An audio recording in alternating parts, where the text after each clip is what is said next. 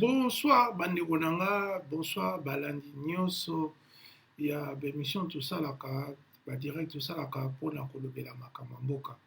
Na pokwa lelo naye kaka mpona kopesa message na ndenge mboka ezokende mabe ndenge bino omoni situation économique ezosameliore te. 62% ya bandeko na biso baza na extrême pauvreté, donc ngolakisa kozanga mai, kozanga elamba, kozanga esika kolala ya malamu, kobota na mabe, biloko nyonso ezokende mabe.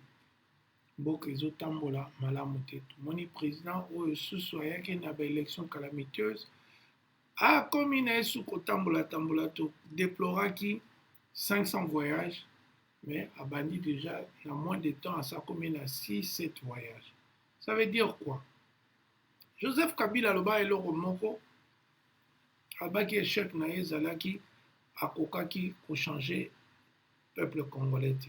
Mais biso toyomona nde problème ekomi ke biso peuple congolais tozoko kochanger nde baprésident na biso te, tozoko kochanger badirigeant te.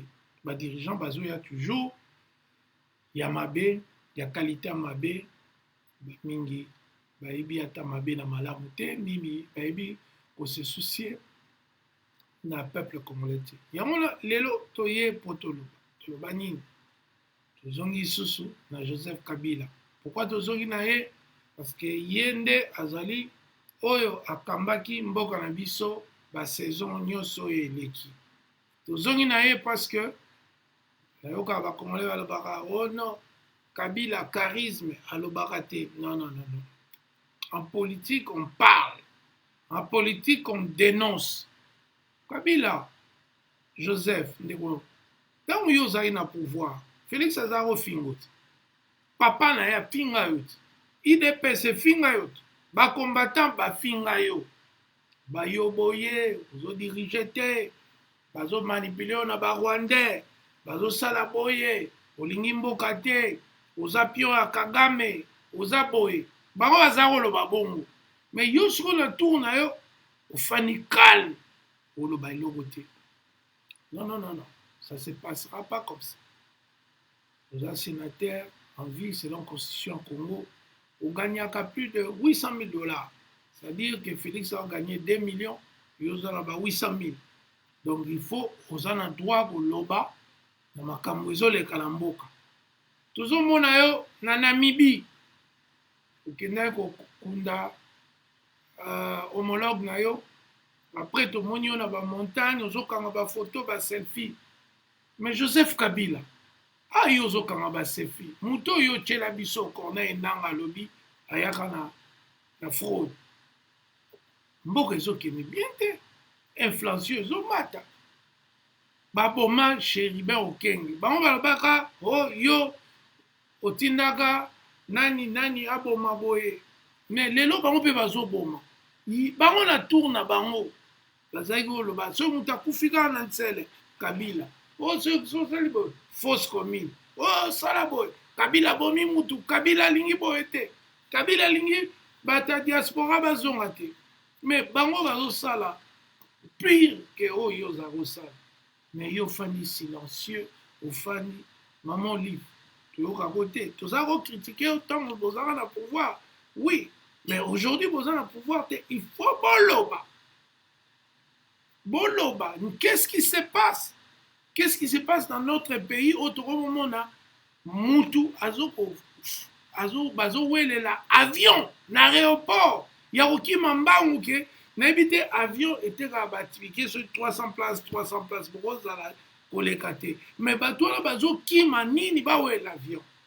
C'est-à-dire que nous sommes dans une anarchie totale. Alors, on ne peut pas rester silencieux. M. Joseph Kabila ou bien Ndeko Joseph.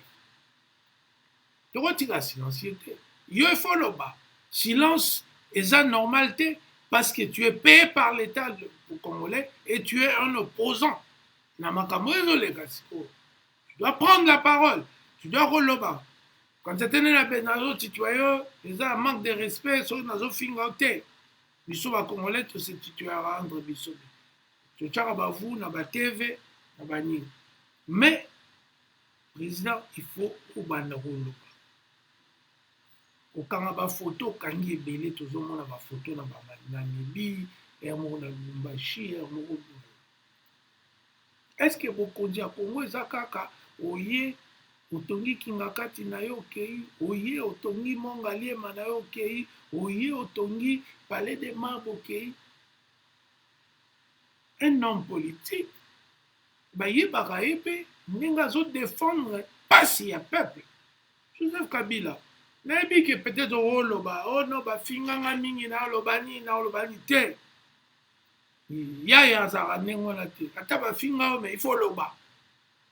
C'est le moment où tu dois comprendre te ndenge makambo ezoke. Toi aussi tu dois parler. Faut ça ba déclaration. Na moni ozongeli classe ngobinga na classe mingi na sepeli. Pour ba misuba na Congo wana ba Peter Kazadi bazoloba involonté au lieu de une volonté azoba involonté. Ministre intérieur pour atangite ozomona atanga na ete ba diplôme ya kosomba ya fuka bambo. Yango na biso toye koloba mais Joseph Kabila il faut commencer à parler. Tu es un ancien chef d'État de mboka wana. Baloba ozalaki 18 ans mokonzi ya mboka wana. Mais yo ozoloba eloko te tozo comprendre te bato mosusu baokanisa yo oza complice ozojouer jeu parce que bino nyonso boza bapion ya Kagame. Bato mosusu baokanisa bongo ota mosusu yo oza no bongo te hein? Donc il faut obanda koloba faut banda kodéclarer parce que peuple congolais aza na souffrance moko oyo yoko oyo endima te. Peuple congolais azosouffrir. Joseph Kabila kozala ofani kabo tozotala ono balinga bakongolais balingi nga te balingaki nga te non mwana mobali alelaka te mwana mobali ntango akomi makambo il faut loba. Un homme politique c'est la parole la prise de parole. Oza na Twitter te Facebook bacompte basalela ona bato mosusu yo moko kutu oza na compte te. Le peuple na yo azosouffrir azobebana azosala boye. Tozomona kaka président actuel conseil toyebisi dialogue tofanda tosolola parce que élection ezalaki mabe gestion eza mabe moyibi eleki mingi na mboka wana. Baministre baéconomie baministre bafinance bazofavorize koyiba mboka. Bekole ezotambola malamu te bana biso bayebi koloba mingi te kokoma te. Lelo nazwi ka moko oyo ke peti na biso leki na biso ya congolais moko Jérémie bakangaki ye na makala epuis batransfere na bakongo na Luzumu soi-disant basalaki vol na ndako ya moto mais ye aza na ekuluna te ase retrouvaki na place ya mabe. Lelo Jérémie abeti 7 ans de prison sans basambisa ye sans mpe asala crime juste ozofandi place moko bayanki bafandaka baye bakangi yo 7 ans oboma motu te. Baoyo bazoviololeka ba JB Piana bazotambola JB Piana ntango Joseph Kabila ozalaki na pouvoir akokaki kosala makambo azosala lelo te azosala yango parce que tokomi na régime moko mpe eza na favoritisme. Yango na biso toye peuple congolais Joseph Kabila moze akenda moze azalaka kolinga papa nanga mingi yango namoni nazalaka toujours mabe ya moze so natali bolingo azalaki nango mpona père na ngai nabi te moze azali moto ya papa ayebisa ye papa osomona moto président de la république azoyebisa moto alobi yo ozalaka idole na nga politique nde biso nyonso tozalaka mpe na baidole na biso bakudura kasongo bakabangu shita bakibambi shintwa lumana kapasa donc nzoka nde papa azalaka idole ya moze omoni naloba makambo ya moze na frais na mofin mpona mémoire ya papa. Mais Joseph Kabila bakokomisa silencieux te yo il faut loba peuple azosouffrir un ancien chef d'État, au fan silencieux, au sabbat voyage, aux oloba l'autre côté, batwazo liate, batwazo melate, batwazo lanzala, batwazo souffrir. Mbongo ezobunga na bakese na niveau oyo ntango ozalaka na pouvoir toyoka jamais moto ayuka ayibi 500 millions. Mais lelo bakoma oyiba ba 400 millions, ba 200 millions, ba 3 milliards, bazoyiba. Mais yo, Joseph Kabila, ozotambola otiki peuple. Sénateur à vie, sénateur, ancien président, au commentaire, tozomona Donald Trump, tout le temps, au commentaire, makambo Joe Biden azosa. Mais Joseph Kabila ozolobe lokoti. Ofanini, oza politique, oza makambo te, ya ba charisme. Oza te so ofanini ende okomi na raison, non. Il faut oloba. Yozo mona ndenge nini banzela salite na Kinshasa. Yozo loba ndenge nini bango baza kofinga yo, baza ko critiquer yo, babenga ba kombo assassin boye, auta boye, basala boye. Atanga te, mais lelo yozo tanga ba classe bango bazolata ba sapato oyo, baza ko critiquer. Nabi ko mususu video moko ebima ko lati sapato moko boye. Nenge ba kritika Kabila lati sapato ya $2000. Mais bango bakoma kolata ya ba 30, ya ba 40, ya ba 11. Mbongo nyonso ya leta ekomi mbongo ya bilamba. Kabila ofanini ozoloba te. Sotan peuple congolais refâché babi Joseph Kabila aza complice. Yo siko osilikaka. Oh non, bazondimanga te.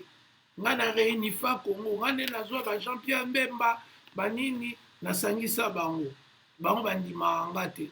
Mais moment oyo sikoyo non assistance en personne à danger. Les peuples congolais ont souffrir.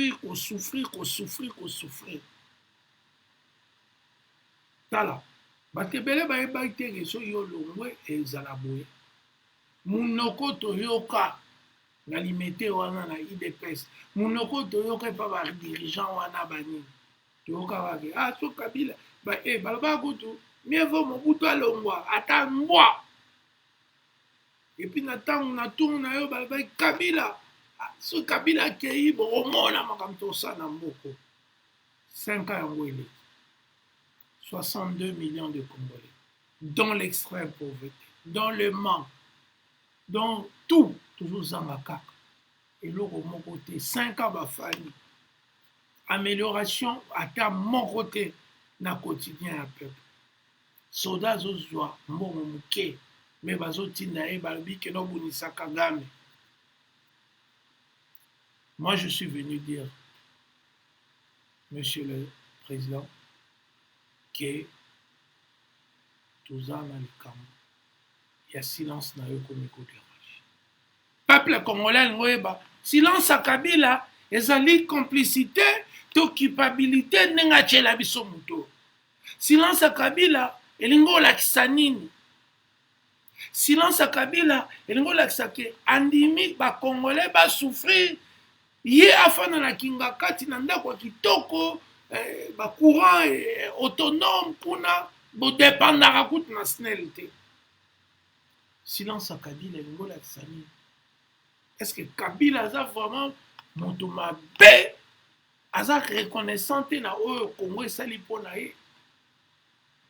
D'un simple soldat na président de la République na âge de 29 ans. Quel qu'en soit ce que nous pouvons dire, Congo esali mingi mpona yo Joseph Kabila. Congo esali mingi mpona yo mama na biso olevilebe. Bino boza bato bokofanda silencieux te. Po bino bafinga bino na bato baza na pouvoir. Bafinga bino partout na poto partout. Bato mabe baza boye. Bozwa pouvoir kopesa Congolais, soi-disant des pères et des mères. Mais aujourd'hui, vous ne parlez pas. Devant la souffrance du peuple, vous êtes silencieux. Maman livre, ozaki awa tomoni na bata théâtre ozoloba ba pasi ya bato. Depuis un temps, on te voit plus, silence radio. Joseph Kabila okomika ba muta ba selfie banini. tala bato bazokufa bazosouffrir, tala bato nde baza na pasi. Moto oyo aza na pouvoir, yo nde mutu ondimaki akoma wana mpo bato tu bayebi Fayulu moto aganye élection.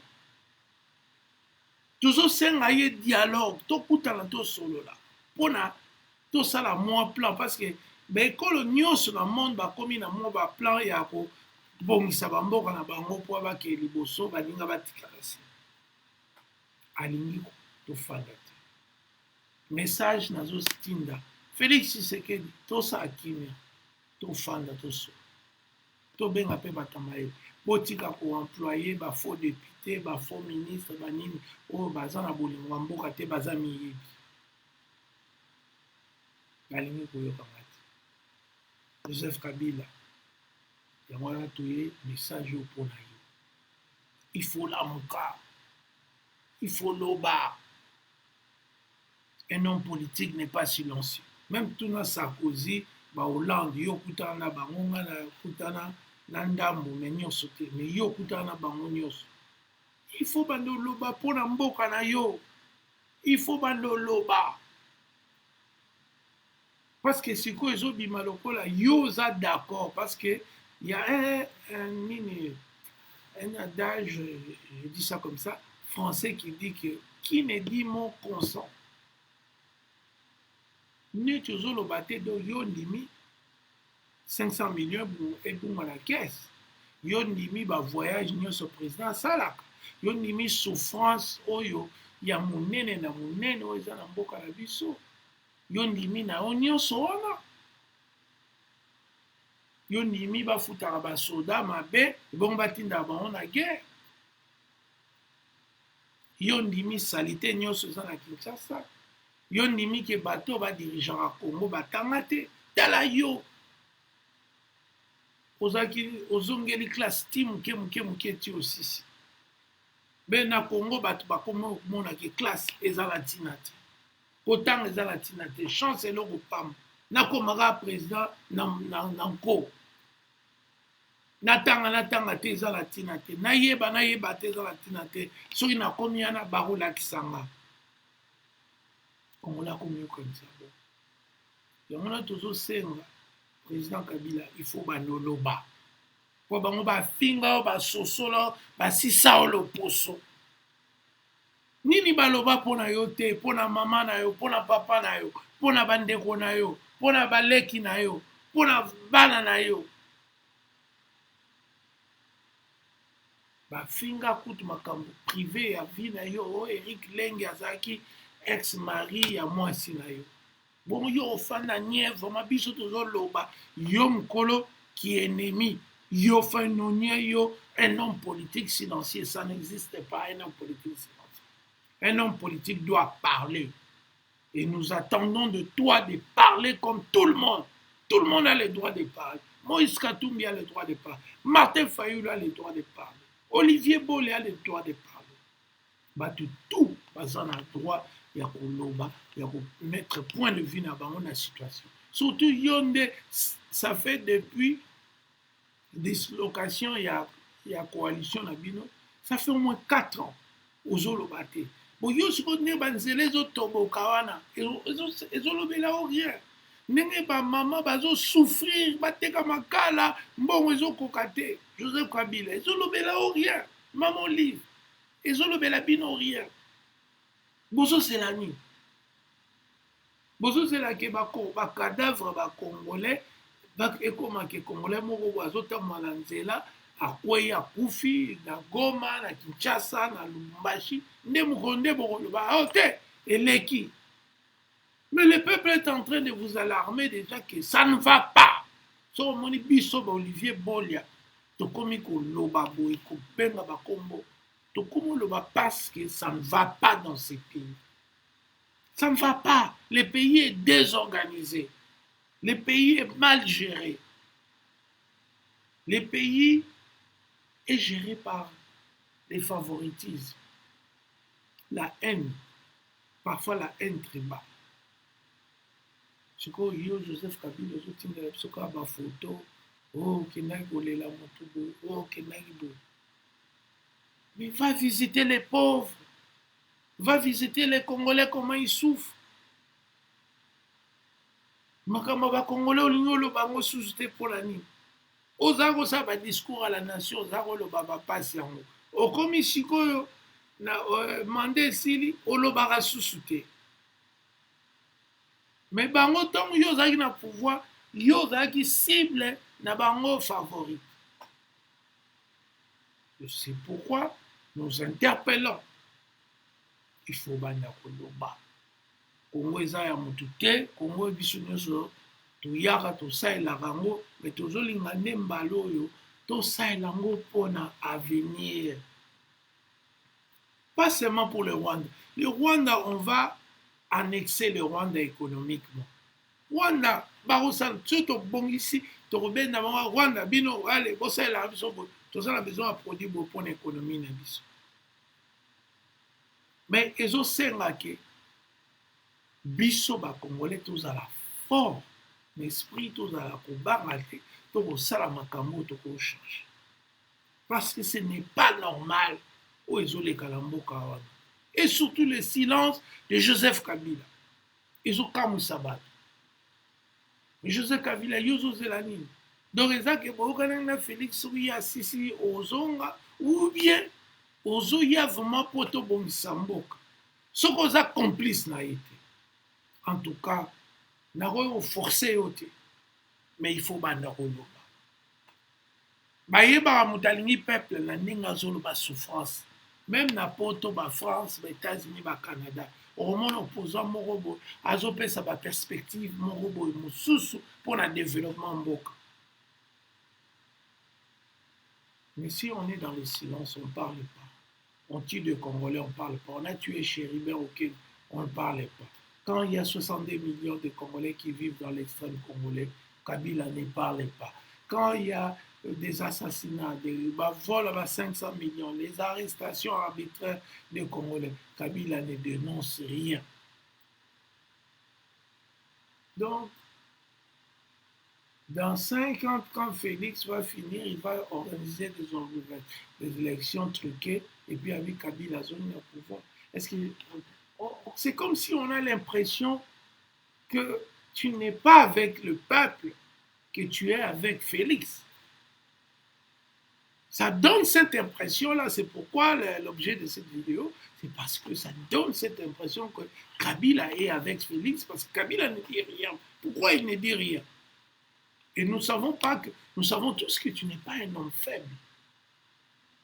Nous savons tous que Félix soit Zaina Makassi, mais parce que tu es bien organisé. Mais silence, les autres, tungisande, bao bazana nzala, bao bazoliate, basoda, bafonctionnaire, bazofuta bango malamu te, bato bazokufa na mauvaise organisation, inflation à makasi, bato baza mbongo oyo bazosala ezopermettre bango balesa bafamille na bango te. Et tout ça, c'est ce qui dérange aujourd'hui. C'est pourquoi l'objet de mon interpellation, président Kabila, que vous s'impliquez, vous a silencieuté. Silence, et comme silence, moi mabé, moi complice. C'est comme si Yozo Ndima Makambo. C'est comme si pas si y a peuple et l'obélako logoté. Nonchalance, les autres la souffrance du Congolais, Bissotoloba, ça fait presque toujours qu'il n'est pas 25 ans. On ne fait que parler. Nous ne sommes pas payés. Nous sommes payés par tout ça, là, par la banque, tout ça, là. Mais l'État congolais a foutu à la le peuple congolais a foutu à la mais, Tolobaka, Pona, Mboke Keribo, soit ta biso ton fan à biso na poto. Mais il faut Mboke Tambola. Pourquoi ce silence contre les gens qui ont insulté ta mère, qui ont insulté ton père, qui ont insulté ta famille, par la Sicile, Foloba. Et puis tu es payé 800 000 $ comme sénateur à vie, donc il faut Loba. Il faut qu'on m'entaka. Pas si y a peuple. Pour vous, c'est ce qu'on a. Au Loba, pas si y a peuple, mon colon comme président. oloba pasi ya peuple mokolo bakopesa o forum moko international, Nations Unies, les Congolais souffrent, il y a ceci, il y a les attaques, il y a le Rwanda. Non, le moment de parler, le moment propice, c'est maintenant. C'est le moment où on veut entendre la voix de Joseph Kabila pour nous prouver que nous étions dans le faux. Les peuples congolais, oh, pas tout le monde, mais oh, bah, Juja, Kioma, Kasi, Mabé, Bazaki dans le faux, c'est le moment de prouver que tu empathies à leurs problèmes, tu empathies à leurs souffrances, tu empathies le fait que Bazan a maïté, Bazan a couranté, Bazan est l'autre côté, il n'y a pas d'avenir pour 62 millions de Congolais. C'est le moment de prouver ça. Il n'y a pas mieux que la parole. Vous savez, même une femme, soit là, le fait de dire ma chérie, je t'aime, je m'excuse pour ce qui se passe, ça adoucit la colère.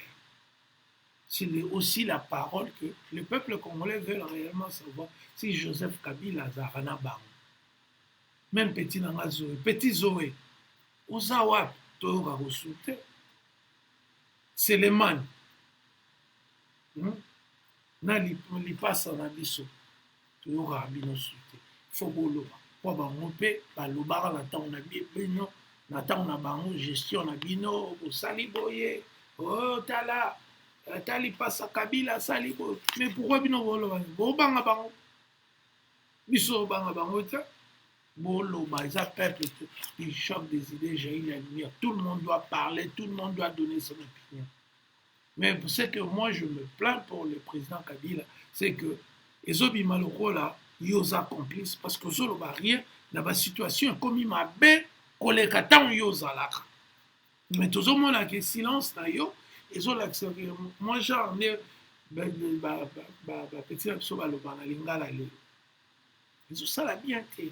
Ça la moi pourquoi Kabila est silencieux? Tout le monde se pose.